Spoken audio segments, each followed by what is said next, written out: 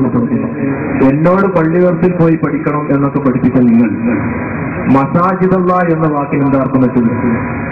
ഞാൻ അങ്ങോട്ട് പഠിപ്പിച്ചതാണ്. മസ്ജിദ് മസ്ജിദാനി മസാജിദ് ജമ്മലോ മസാജിദ് എന്ന് പറഞ്ഞാൽ എങ്ങനെ? ലാ തന്നോട് ഇമാം അള്ളാഹി മസാജിദ, ചുരുങ്ങിയത് അള്ളാഹുവിന്റെ 3 പള്ളികളെ തൊട്ടെങ്കിലും അള്ളാഹുവിന്റെ അടിയാർത്ഥികൾ നിങ്ങൾ തടയരുത്, ചുരുങ്ങിയത്. എങ്കിൽ പിന്നെ ഏതടിസ്ഥാനത്തിലാണ്? പ്രവാചകർക്ക് തെറ്റുപറ്റിയതാണോ? തെറ്റുപറ്റിയതാണ് എന്ന് ഞങ്ങൾ പറയുന്നതിന് ഞങ്ങൾക്ക് വിരോധമില്ല. നിങ്ങളാണ് പാപ സുരക്ഷിത എന്നൊക്കെ പറഞ്ഞ് വലിയ പൊക്കി നടക്കുന്ന ആളുകൾ. ഞങ്ങൾ ഒരു മനുഷ്യൻ, നമ്മളെപ്പോലെ മനുഷ്യൻ എന്ന നിലയ്ക്ക് എന്നെ കാണുന്നുള്ളൂ. പ്രവാചകന് ദീനെ പ്രചരിപ്പിക്കാൻ വന്ന ഒരാള് എന്നതിലുപരി ഇതൊന്നും ഞങ്ങൾ അവരിൽ വിശ്വസിക്കുന്നില്ല. മാത്രമല്ല, വിശുദ്ധ ഖുർആൻ പല സ്ഥലങ്ങളിൽ തന്നെ പറഞ്ഞു അബസവല്ല, പ്രവാചകരുടെ തെറ്റുകൾ പല സ്ഥലങ്ങളിലായി ഖുർആൻ പറഞ്ഞു. നേരത്തെ തൊള്ള കെട്ടുകാൻ എന്നെ പേടിപ്പിച്ചല്ലോ, ഇപ്പം തൊള്ളടാൻ കഴിയും.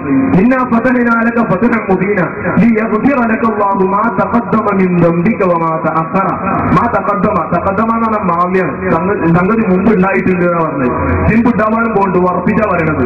അങ്ങയുടെ ദോഷങ്ങൾ പൊറുത്തു തരാൻ വേണ്ടി. മറ്റൊരായത്തിൽ അങ്ങയുടെ ദോഷം പൊറുത്തു കിട്ടാൻ വേണ്ടി അങ്ങ് അള്ളാഹുവിനോട് പാപമോചനം നടത്തണം. വലിൽ മുഅ്മിനീന വൽ മുഅ്മിനാത്ത്. ഇങ്ങനെ വിശുദ്ധ ഖുർആനിൽ പല സ്ഥലങ്ങളിൽ പറയുന്നുണ്ട്. ഇതുപോലെ പ്രവാചകർ തെറ്റുപറ്റിയതാണെങ്കിൽ ഓക്കെ, റെഡി, സമ്മതിക്കാം. പക്ഷേ മസാജിദല്ലാ എന്ന് പറഞ്ഞ ആശയത്തിന് നിങ്ങൾ ഒരു പള്ളി എന്ന അർത്ഥം വെച്ചത് ശരിയല്ല, വിശദീകരിക്കേണ്ടതും. എല്ലാ പള്ളികളെ കൂടെ തൊട്ട് വിലങ്ങരുത്. ആ തള്ളവും മസാജിദല്ല. കാരണം 1, 2 3 ലോകത്ത് പള്ളി എന്നുള്ള പേരിൽ ഏതൊക്കെ പള്ളി ഉണ്ടോ ആ പള്ളികൾ എല്ലാ പള്ളികളെ തൊട്ട് കൂടെ വിലങ്ങരുത്. കാരണം അങ്ങനെ പറഞ്ഞാൽ മസ്ജിദുൽ ഹറാം എന്നത് അതിൽ ഉൾപ്പെടുകയുള്ളൂ. അപ്പൊ അത് ഹജ്ജിന് പോകുന്നതിന് എതിരായി തീരും എന്നതാണ് അതിന്റെ അർത്ഥം. രണ്ടാമത് മസാജിദ് എന്ന് പറഞ്ഞാൽ ജമ്മാന്നിട്ട് എല്ലാ ജമ്മിലും അങ്ങനെ ഉണ്ടായിക്കോളുന്നില്ല. ഞാൻ ആദ്യം പറഞ്ഞ മറുപടി ഇനി നിങ്ങൾ പറഞ്ഞ പോലെ തന്നെ സപ്പോസ് സമ്മതിക്കാൻ മലായിക്കത്ത് എന്നുള്ളതിൽ എന്താണ്? ജിബ്രീൽ അലൈഹി ഇസ്ലാമിനെ കൊണ്ട് മാത്രം ഉദ്ദേശിച്ച മലായിക്കത്ത് കാണാം സൂറത്തുൽ ആൽ ഇംറാനിലെ 42-ാമത്തെ ആയത്തിൽ. അപ്പൊ അവിടെ ജമ്മുണ്ടെങ്കിലും അവിടെ ഒരാൾ മാത്രമാണ് മുറാദി എന്നത് എല്ലാവർക്കും അറിയാം. കാരണം വഹീനെ പറ്റി അവിടെ ചർച്ച.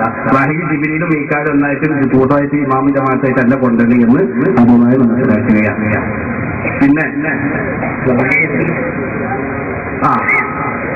പിന്നെ അള്ളാഹുവിന്റെ റസൂലിന്റെ ഇസ്മത്തിനെ സംബന്ധിച്ച പാപസുരക്ഷയത്തെ സംബന്ധിച്ച വിശുദ്ധ ഖുർആൻ നമ്മോട് ഓർമ്മപ്പെടുത്തുന്നു. ലഖദ് കാന ലക്കും ഫീ റസൂലില്ലാഹി ഉസ്വത്തുൻ ഹസന.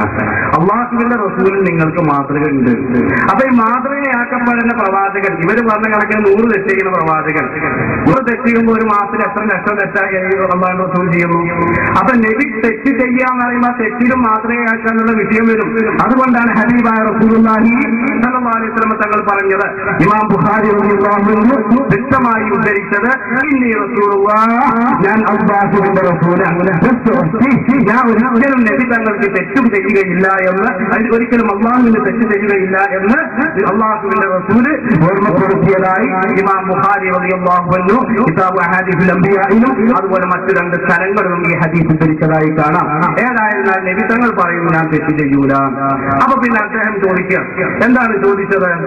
ഇന്നാ ഫതഹ്നാ ലക ഫതഹൻ മുബീന ലിയഗ്ഫിറ ലക അല്ലാഹു മാ തഖദ്ദമ മിൻ ദംബിക വമാ തഅഖറ എന്ന് പറയുന്ന ആയത്തിന് എന്തായാലും അർത്ഥം തെറ്റിക്കുന്നാണെങ്കിൽ നബിയെ ഇവർക്ക് മക്കയെ ഞാൻ അധീനപ്പെടുത്തി തന്നിരിക്കുന്നു ദോഷം കൊടുക്കാൻ വേണ്ടിയിട്ട്. എന്ത് വന്നാണത്?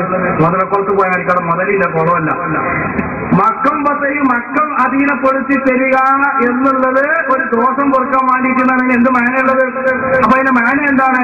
ബഹുമാനപ്പെട്ട ഇമാം സുയൂത്തി റഹ്മത്തുള്ളാഹി അലൈഹിക്ക് ഈ ആയത്ത് വിശദീകരിച്ചുകൊണ്ട് അൽ മുഹറർ ഫീ ഖൗലില്ലാഹി സുബ്ഹാനഹു വ തആല ഇന്നാ ഫതഹ്നാ ലക ഫതഹൻ മുബീന യഗ്ഫിറ ലക അല്ലാഹു മാ തഖദ്ദമ മിൻ ദംബിക വമാ തഅഖറ എന്ന പേരിൽ ഒരു ഗ്രന്ഥമുണ്ട്. ആ ഗ്രന്ഥത്തിൽ വളരെ ഖുർആനും ഹദീസും വസ്തുനിഷ്ഠമായി ഉദ്ധരിച്ചുകൊണ്ട് ബഹുമാനപ്പെട്ട ഇമാം സുയൂത്തി തങ്ങൾ ഉദ്ധരിച്ചത് കാണാം. ഗഫറ എന്നുള്ളതിൽ സതറ എന്ന മാനയുണ്ട്. അപ്പൊ എന്തായി? നബിയെ അങ്ങേക്ക് ദുഷ്പേരില്ലാതിരിക്കാൻ വേണ്ടി അങ്ങേക്കൊരു രക്തരഹിത വിപ്ലവത്തിലൂടെ മക്കയെ അധീനപ്പെടുത്തി തന്നപ്പോൾ അത് എന്തിനാണ് അധീനപ്പെടുത്തി തന്നത്? മുഹമ്മദ് നബി മക്കയിലേക്ക് സ്വന്തം നാട്ടിൽ വന്ന് അതിക്രമിച്ച് നടന്ന് അവിടെ രക്തച്ചൊരിച്ചിലുണ്ടാക്കിയല്ലോ എന്നൊരു ചീത്ത പേര് ഇല്ലാതിരിക്കാൻ വേണ്ടി. കാരണം മുൻകഴിഞ്ഞ കാലങ്ങളിൽ മക്കൾ ലഭിക്കും